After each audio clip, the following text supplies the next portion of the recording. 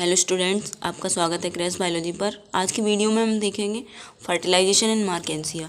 इससे पहले हमने देखा था development of archegoniophore, archegonium and ultimately egg और स्पर्म या एंथेजॉइड का डेवलपमेंट हमने देख लिया। आज हम देखेंगे fertilisation.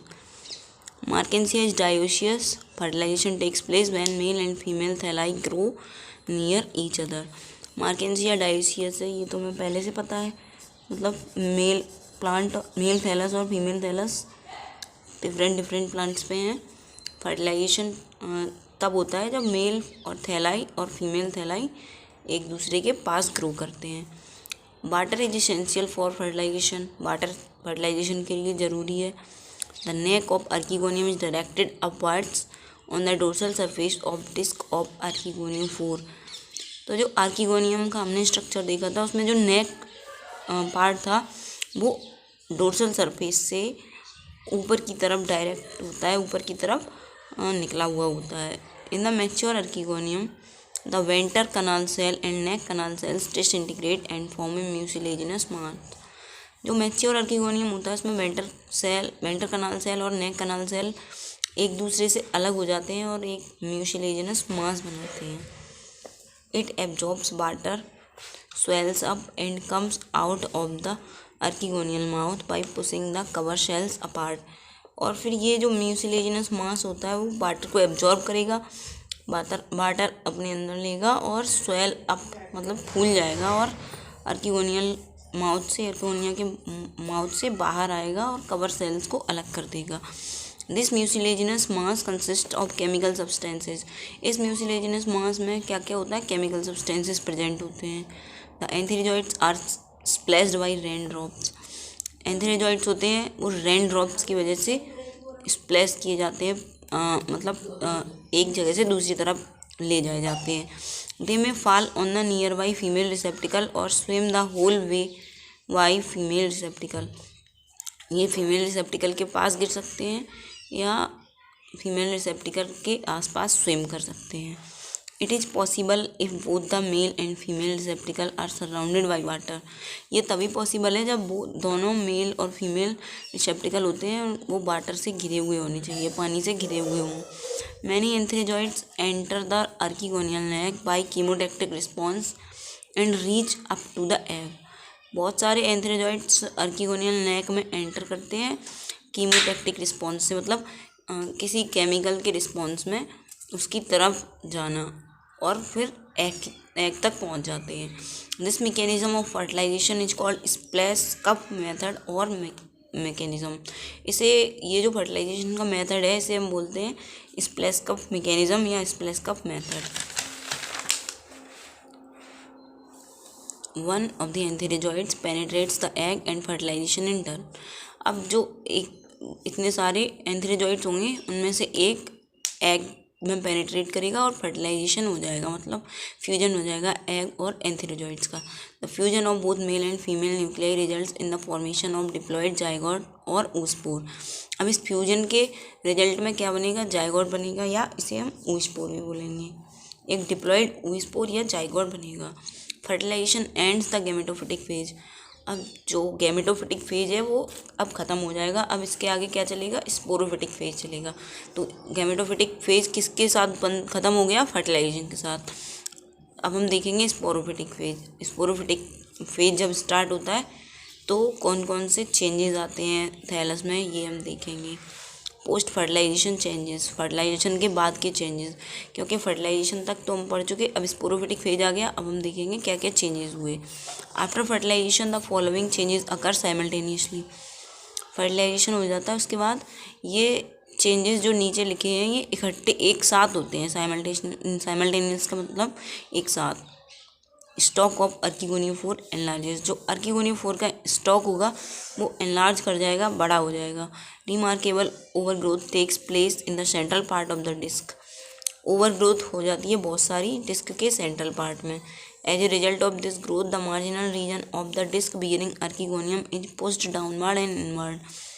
The archegonia are now hanging towards the lower side with their neck pointing downwards.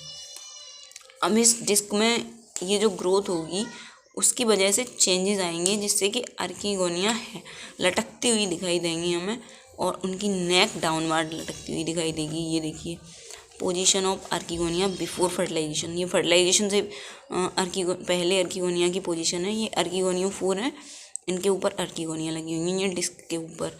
अब ये जब जो ग्रोथ हो जाएगी ओवर ग्रोथ डिस्क की, तो ये ऐसे इधर से उधर दोनों तरफ हैंगिंग सा दिखाई देगा, और अल्टीमेटली इस तरह से बन जाएगा। ये नीचे की तरफ अर्कीगोनिया लटकती दिखाई देंगी। Inversion of the archegonia after fertilisation, ये हमें डायग्राम के थ्रू शो किया जा रहा है। ये रेज निकलती हुई दिखाई देंगी, रेज की तरह। ये सेकंड चेंज हो गया। अब थर्ड चेंज क्या आएगा इनमें? Wall of venter divides to form 2 to 3 layer calyptra. जो वेंटर होगा उसकी वॉल डिवाइड करेगी और क्या बनाएगी? 2 से 3 लेयर का कैलिप्ट्रा बनाएगी। A region of cells at the base of venter divides and redivides to form a 1 cell thick collar around archegonium called perigynium और स्यूडोपेरियंथ। अब इसके बाद जो सेल्स की एक रिंग होगी वेंटर के बेस पे, वो डिवाइड करेगी और दोबारा डिवाइड करेगी और क्या बनाएगी? एक 1 cell थिक एक कॉलर बनाएगी अर्कीगोनियम के चारों तरफ, जिसे हम पेरिगाइनम या स्यूडोपेरियंथ बोलेंगे। A 1 cell thick fringed sheath develops on both sides of archegonial row, it is called perichaetium और इन्वॉल्कर। एक सिंगल सेल, एक सेल मोटाई की एक शीथ बन जाएगी किस अर्कीगोनियल रोज के दोनों तरफ, और इसे हम क्या बोलेंगे? पेरिकीटियम या इनवॉल्यूकर, दोनों में से कुछ बोल सकते हैं। Thus the developing sporophyte is surrounded by 3 protective layers of gametophytic origin, that is calyptra, perigynium and perichaetium. तो जो डेवलपिंग स्पोरोफाइट होगा, मतलब जो अब डेवलप कर रहा होगा स्पोरोफाइट, उसमें 3 प्रोटेक्टिव लेयर होंगी जो कि गैमेटोफिटिक ओरिजिन की होंगी, जिन्हें हम क्या बोलेंगे? Calyptra, perigynium and perichaetium. Gametophytic origin की मतलब गैमेटोफाइट के जो स्ट्रक्चर्स हैं उनसे आगे फर्दर उनकी ग्रोथ हुई। तो ये कौन कौन सी 3 लेयर्स हैं? Calyptra, perigynium and perichaetium. The main function of these layers is to provide protection against drought to young sporophyte. और इन तीनों लेयर्स का फंक्शन क्या होगा? सुरक्षा देना किस यंग स्पोरोफाइट को, किसके अगेंस्ट? ड्राउट यानी कि सूखे से बचाने के लिए, पानी की कमी ना हो, इसके लिए ये 3 लेयर बन जाएंगी इसमें। Between the groups of archegonia long cylindrical processes develop from the periphery of the disc. जो अर्कीगोनिया के ग्रुप्स होंगे उनके बीच में लॉन्ग और सिलेंड्रिकल प्रोसेसेस स्ट्रक्चर बन जाएंगे और डिस्क की पेरीफेरी पे। These are called as rays, इनको हम रेज बोलेंगे। ये हमने यहाँ पे देखी थी रेज, इस डायग्राम में रेज, यही रेज यहाँ पे अब डेवलपमेंट इनका डिटेल में बताया गया है। दे रेडिएट आउटवर्ड्स, ये बाहर की तरफ रेडिएट करेंगी कर्व डाउनवर्ड्स, और नीचे की तरफ कर्व लाइक स्ट्रक्चर इस तरह से बनाएंगे, ये कर्व लाइक स्ट्रक्चर बनेगा। And give the disc a stellate form, और डिस्क को एक स्टिलेट फॉर्म देंगी। In the Marchantia polymorpha these are 9 in number. Marchantia polymorpha में ये 9 होती हैं, 9 इनका नंबर होगा 9। Zygote develop into sporogonium. अब जो जाइगोट होगा वो क्या बना लेगा? स्पोरोगोनियम बना लेगा। अल्टीमेटली जाइगोट में डिवीजन होकर स्पोरोगोनियम बन जाएगा। डेवलपमेंट ऑफ स्पोर्स, स्पोरोगोनियम में स्पोर्स बनेंगे। अब स्पोर्स का डेवलपमेंट कैसे होगा ये देखेंगे हम। After fertilisation the diploid zygote oospore enlarges and it completely fills the cavity of the archegonium. Fertilisation के बाद जो डिप्लॉयड जाइगोट होगा या ऊस्पोर जिसको हम बोलते हैं, वो एनलार्ज करेगा, अपनी ग्रोथ बढ़ाएगा और कम्प्लीटली फिल कर देगा अर्कीगोनियम की कैविटी को। अर्कीगोनियम की कैविटी पूरी तरह फिल हो जाएगी, भर जाएगी। It first divides by transverse division to form an outer epibasal cell and inner hypobasal cell. तो इसमें फिर डिवीजन होंगे किसमें? जाइगोट में। और क्या बनाएगा? एपिवेसल सेल बाहर की तरफ और अंदर की तरफ hypobasal cell. The second division is at right angle to the first and results in the formation of 4 cells। जो सेकेंड डिवीजन होगा वो फर्स्ट डिवीजन के राइट एंगल पे होगा और 4 सेल का फॉर्मेशन करेगा। This represent the quadrant stage. अब इस स्टेज को क्या बोलेंगे? क्वाड्रेंट स्टेज बोलेंगे। The epibasal cell forms the capsule and hypobasal cell form the foot and सीटा। एपीबेसल सेल क्या बनाएंगे, कैप्सूल बनाएंगे, और हाइपोबेसल सेल बनाएंगे फुट और seta. Since the capsule is developed from the epibasal cell and forms the apex of the sporogonium, the type of embryogeny is known as exoscopic. अब क्योंकि capsule किससे बना था, एपीबेसल सेल मतलब ऊपर की सेल से, और जो स्पोरोगोनियम है उसका अपेक्स यानी कि ऊपर का भाग बनाएगा, तो इसको क्या बोलते हैं, इस एम्ब्रियोजेनी को, इस टाइप की एम्ब्रियो में जो ग्रोथ होती है उसे बोलते हैं exoscopic. The next division is also vertical and it results in the formation of 8 cell stage called octant stage. जो अब नेक्स्ट डिवीजन होगा वो भी वर्टिकल होगा, और वो क्या बनाएगा, 8 सेल स्टेज बनाएगा, जिसे हम बोलेंगे octant stage. Now the divisions are irregular and globular embryo is formed. अब इसमें इरेगुलर डिवीजन हो जाएंगे, मतलब ये नहीं पता चलेगा कहाँ पे कौन सा डिवीजन हो रहा है, वर्टिकली हो रहा है, ट्रांसवर्सली हो रहा है, राइट एंगल पे हो रहा है, कहाँ पे हो रहा है, मतलब इरेगुलर डिवीजन होंगे, और जो ग्लोबुलर एम्ब्रियो है वो बन जाएगा। The lower cells divide to form a massive and bulbous foot. जो नीचे के सेल्स होंगे वो एक फुट बनाएंगे। The cells of seta divide in one plane to form vertical rows of cell. और जो सीटा बन चुका है उसके सेल्स भी डिवाइड करेंगे एक प्लेन में, और एक वर्टिकल रो बनाएंगे सेल्स की। In upper region of capsule when the young sporogonium is absent is about a dozen or more cells in circumference. Upper region में कैप्सूल के ये कब की कंडीशन की बात करी जा रही है, जब जो यंग स्पोरोगोनियम होगा वो उसमें कितने सेल्स होंगे, एक डोजन यानी कि एक दर्जन या उसके आसपास की उनकी सर्कम्फरेंस होगी, तब एक पेरिक्लाइनल डिवीजन होगा। Periclinal division occurs and it differentiate into outer single layered epithecium and multi layered endothecium. तो फिर वो डिवीजन क्या बनाएगा, एक सिंगल लेयर आउटर एपिथीसियम बनाएगा और मल्टी लेयर्ड एंडोथीसियम बनाएगा। ये जो अपर रीजन में पेरिक्लाइनल डिवीजन होगा उसका रिजल्ट होगा एपिथीसियम और endothecium. The cells of endothecium divide only by anticlinal division to form a single layered sterile jacket or capsule wall. जो एंडोथीसियम है उसके सेल डिवाइड करेंगे सिर्फ एंटीक्लाइनल डिवीजन से, और क्या बनाएंगे, सिंगल लेयर स्टेराइल जैकेट बनाएंगे, या जिसे हम कैप्सूल बॉल बोलेंगे। ये दो स्ट्रक्चर बोल सकते हैं उन्हें, ये बनाएंगे एंडोथीसियम में डिवीजन होके। The endothecium forms the archesporium, और एंडोथीसियम क्या बनाएगा, archesporium. Its cells divide and redivide to form a mass of sporogenous cell sporocyte. अब जो ये आर्किस्पोरियम सेल होंगे उनमें डिवीजन होगा, उसके सेल डिवाइड करेंगे और क्या बनाएंगे, स्पोरोजेनस सेल, जिन्हें स्पोरोसाइट्स बोलेंगे, जो कि अल्टीमेटली स्पोर्स बनाएंगे। Half of the sporogenous cells become narrow and elongate to form the elater mother cell. जो स्पोरोजेनस सेल्स में से आधे सेल्स जो होंगे वो नैरो हो जाएंगे और इलोंगेट हो जाएंगे, लंबाई में बढ़ जाएंगे, और क्या बनाएंगे, इलेटर बनाएंगे, elater mother cell. The elater mother cells elongate considerably to form long cylinder diploid cells called elaters। Elater mother cell बनाएंगे इलेटर्स, जो कि डिप्लॉयड होंगे, सिलेंडरकल स्ट्रक्चर होगा उनका। Elaters help in dispersal of spores and are hygroscopic in nature. Elaters होते हैं वो dispersal में हेल्प करते हैं, यानी कि एक जगह से दूसरी जगह ले जाना स्पोर्स को, ये इसमें हेल्प करते हैं, और हाइग्रोस्कोपिक होते हैं नेचर में। The spore mother cell is diploid and divides meiotically to form 4 haploid spores which remain arranged tetrahedrally for quite some time।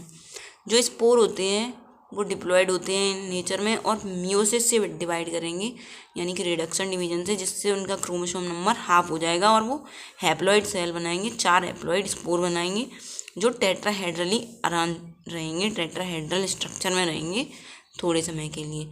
The spores later become free and remain enclosed by the capsule wall along elaters। जो spores होते हैं वो free हो जाते हैं और enclose रहेंगे capsule से, कैप्सूल बॉल से, इलेटर्स के साथ। तो ये स्पोर फॉर्मेशन हो गया। मैच्योर स्पोरोगोनियम देखेंगे क्या स्ट्रक्चर है इसका। ए mature sporogonium can be differentiated into 3 parts, the foot, seta and capsule. Mature sporogonium में कौन कौन से पार्ट्स हो सकते हैं? फुट, सीटा, कैप्सूल, ये 3 पार्ट होते हैं उसमें। अब इन तीनों का स्ट्रक्चर देखेंगे एक एक करके। सबसे पहले देखते हैं foot is bulbous and multicellular. Foot बहुत बड़ा स्ट्रक्चर होता है और मल्टी सेल्यूलर, बहुत सारे सेल्स होते हैं। It is composed of parenchymatous cells. इसमें कैसे सेल्स प्रेजेंट होते हैं? Parenchymatous cells. It acts at anchoring and absorbing organ. ये एंकरिंग मतलब अटैच करना है एक जगह, एक चीज़ से दूसरी चीज़ को, और एब्जॉर्ब करता है। ये इस तरह का ऑर्गन, इसका ये फंक्शन है। It absorbs the food from adjoining gametophytic cells for the developing sporophyte. ये फूड एब्जॉर्ब करता है गैमेटोफाइट सेल्स से, जिनसे ये जॉइन होते हैं, उन्हीं गैमेटोफाइट सेल से फूड एब्जॉर्ब करते हैं और स्पोरोफाइट के डेवलपमेंट में हेल्प करते हैं। सीटा सेकंड स्ट्रक्चर है जिसे हम सीटा बोलते हैं, इसके बारे में देखेंगे। It connects the foot and the capsule. ये दो जो स्ट्रक्चर हैं, फुट और कैप्सूल, उनको कनेक्ट करता है। At maturity due to many transverse divisions it elongates and pushes the capsule through 3 protective layers, that is calyptra, perigynium and perichaetium. ये mature होने के बाद बहुत सारे इसमें ट्रांसवर्स डिविजन्स होंगे और इलोंगेट हो जाएगा, और ये जो कैप्सूल स्ट्रक्चर है उसको पुश करेगा 3 प्रोटेक्टिव लेयर्स से। कौन कौन सी? कैलेप्ट्रा, पेरिगाइनियम और पेरिकीटियम। ये इसका फंक्शन है। अब कैप्सूल देखेंगे। It is oval in shape and has a single layer wall which encloses spores and इलेटर्स। ये ओवल होता है शेप में, और इसमें एक सिंगल लेयर होती है, सिंगल लेयर वॉल होती है जो स्पोर्स और इलेटर्स को बंद करके रखती है। It has been estimated that the as many as 3 lakh spores may be produced in single sporogonium and there are 128 spores in relation to 1 elater। ये मतलब एस्टिमेट कर लिया गया है कि 3 लाख स्पोर तक हो सकते हैं एक सिंगल स्पोरोगोनियम में, और 128 स्पोर एक एलेटर से अटैच हो सकते हैं। डिस्पर्सल ऑफ स्पोर्स का डिस्पर्सल मतलब स्पोर एक जगह से दूसरी जगह कैसे जाएंगे, अभी हम इसके बारे में पढ़ेंगे। As the sporogonium matures, seta elongates rapidly and pushes the capsule in the air through the protective layers। जैसे ही स्पोरोगोनियम मैच्योर होगा, सीटा एलोंगेट करेगा, लंबाई में बढ़ेगा और रैपिडली मतलब बहुत जल्दी जल्दी बढ़ेगा, और जो कैप्सूल होगा उसको पुश करेगा एयर में प्रोटेक्टिव लेयर के through. The ripe capsule wall dehisces from the apex to middle by 4 to 6 irregular teeth or valves. जो राइप मतलब पका हुआ कैप्सूल होगा वो डेहिस कर जाएगा, फट जाएगा, उसकी बॉल फट जाएगी ऊपर की तरफ से मिडिल की तरफ, और उनमें इरेगुलर वाल्व्स फॉर्म हो जाएंगे 4 से 6। The annular thickening in the cells of the capsule wall causes the valves to roll backward exposing the spores and elaters. जो एन्युलर थिकनिंग होंगे सेल्स में कैप्सूल वॉल के, वो वाल्व्स को पीछे की तरफ रोल करने में पुश करेंगे और स्पोर्स और इलेटर्स को एक्सपोज करेंगे। In dry whether they lose water and become twisted. जो सूखा जब वेदर होगा, जब मतलब पानी की कमी होगी, वो वाटर को लूज कर देंगे, मतलब इलेटर्स वाटर को लूज कर देंगे, मतलब उनमें वाटर नहीं रहेगा और ट्विस्टेड हो जाएंगे। When the atmosphere is wet they become untwisted and causes the jerking action.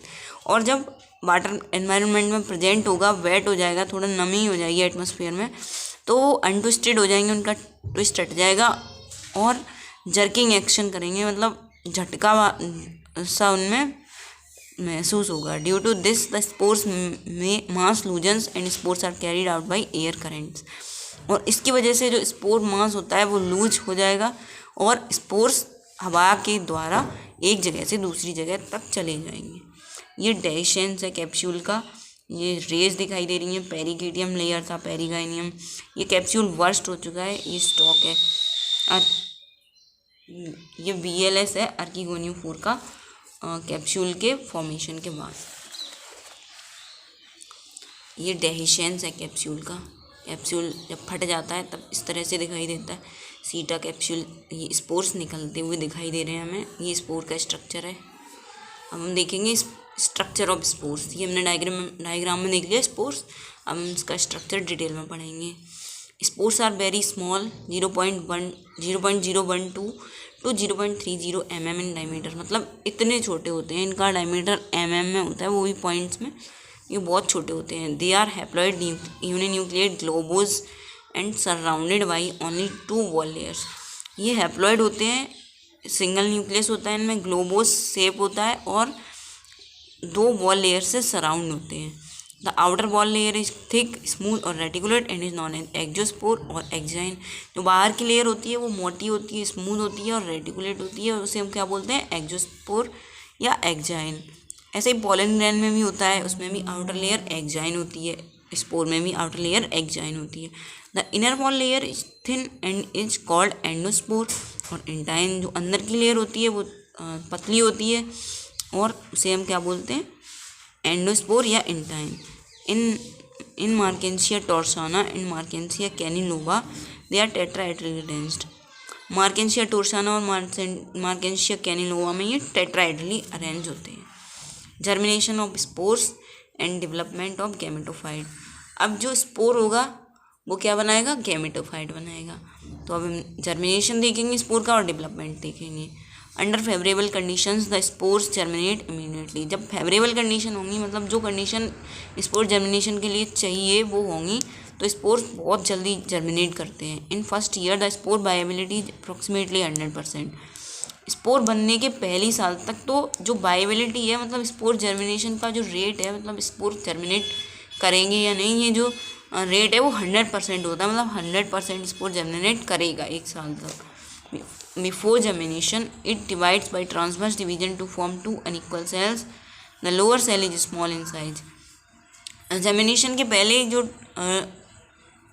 Spore होता है उसमें ट्रांसवर्स डिवीजन होता है, और जो लोअर और ट्रांसवर्स डिवीजन के 2 अनइक्वल सेल बनेंगे, और जो लोअर सेल होगा वो छोटा होगा, स्मॉल इन साइज होगा। It is relatively poor in cell contents, a chlorophyllous and extends to form germ rhizoid.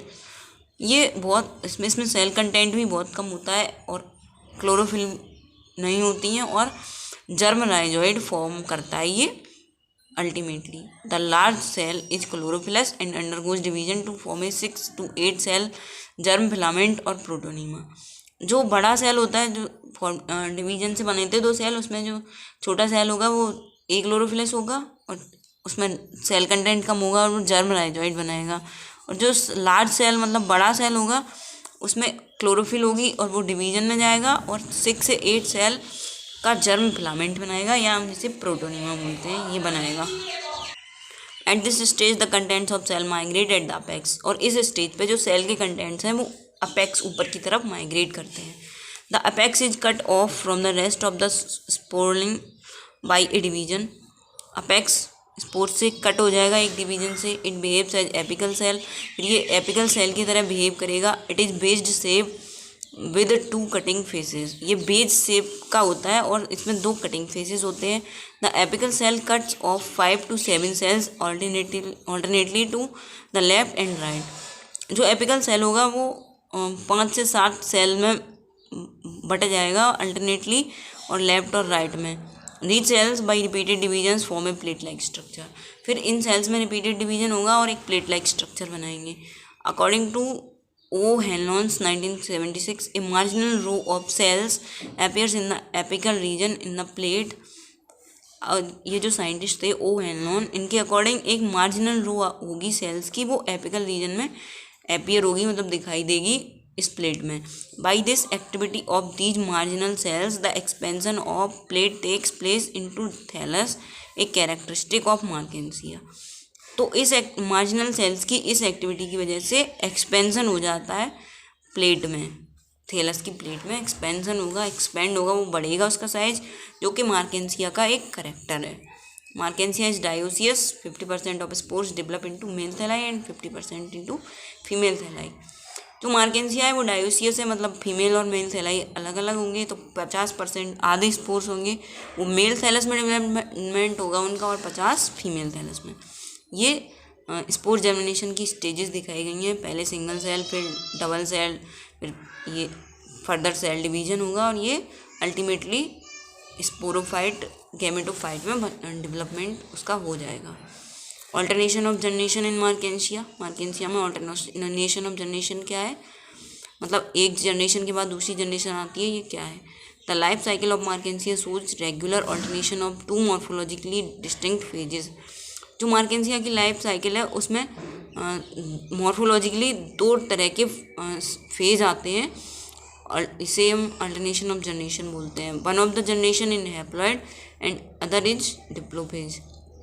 एक है हैप्लोफेज और दूसरी है डिप्लोफेज। मतलब एक में जो थैलस होगा वो हैप्लॉइड होगा, सेकंड में डिप्लॉइड और हैप्लॉइड हम इनके बारे में पढ़ेंगे। हैप्लोफेज और गैमेटोफिटिक फेज। जो हैप्लॉइड फेज होगा वो गैमेटोफिटिक कहलाएगा। In Marchantia this phase is dominant and produces the sex organs produce gametes to form a diploid zygote.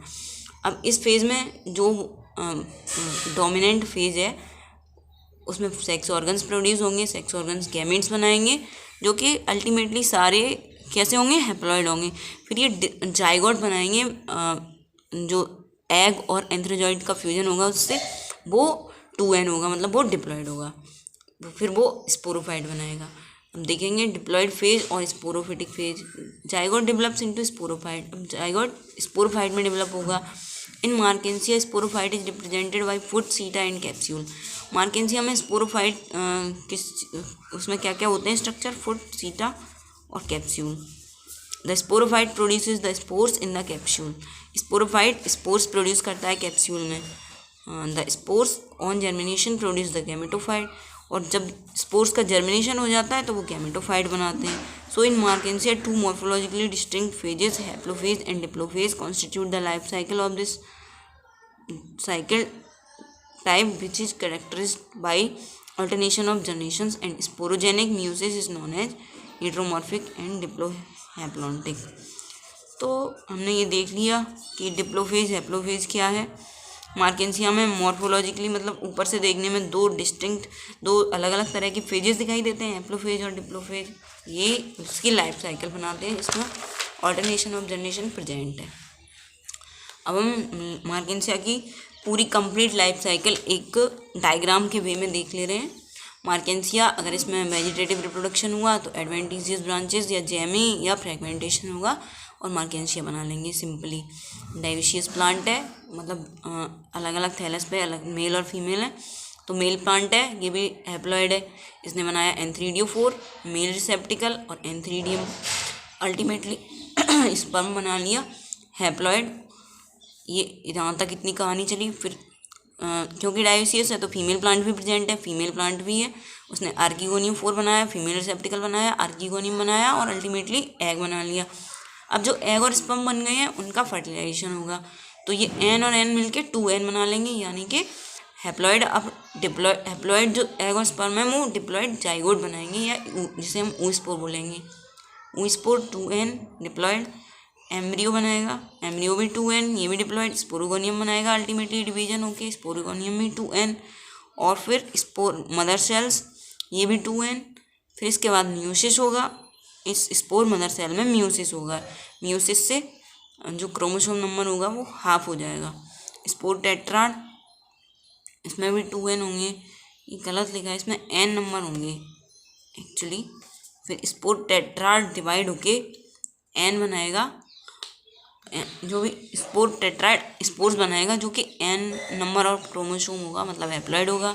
अब स्पोर में जर्मिनेशन होगा, फीमेल जर्म ट्यूब बनाएगा जो कि फीमेल प्लांट बनाएगा, और मेल जर्म ट्यूब बनाएगा और मेल प्लांट बनेगा। ये हो गई मार्केंसिया की लाइफ साइकिल। तो यहाँ तक का फेज इसे हम बोलते हैं गैमेटोफिटिक जनरेशन और इसे बोलते हैं स्पोरोफिटिक जनरेशन। ये हो गया कंप्लीट मार्केंसिया। तो हमने आज मार्केंसिया की लाइफ साइकिल देख ली, फर्टिलाइजेशन देख लिया, स्पोर डेवलपमेंट देख लिया, स्पोर का स्ट्रक्चर, मतलब ये सब चीज़ें देख ली। अब ये हमारा मार्केंसिया का लेक्चर है वो कंप्लीट हो गया। मार्केंसिया के सारे लेक्चर चैनल पे अवेलेबल हैं, एक डेडिकेटेड प्लेलिस्ट में मार्केंसिया रिक्शिया सारे प्लांट्स अवेलेबल हैं। तो आप जाके अपना पूरा सेकंड सेमेस्टर का यूनिट फर्स्ट कंप्लीट कीजिए चैनल पे, अगर आपने ये फर्स्ट वीडियो देखी है तो। और ज़्यादा से ज़्यादा वीडियो को शेयर कीजिए, सब्सक्राइब कीजिए और कमेंट ज़रूर कीजिए अपने डाउट्स या अपना फीडबैक। आपको वीडियो कैसी लगी, आपको वीडियो में क्या क्या चेंजेस चाहिए, या आपको वीडियो में जो पढ़ाने का वे है वो कैसा लगा, तो प्लीज़ कमेंट कीजिए, जिससे हमें मोटिवेशन मिलेगा और फर्दर वीडियोस बनाने का। देखते रहिए, पढ़ते रहिए। Thank you.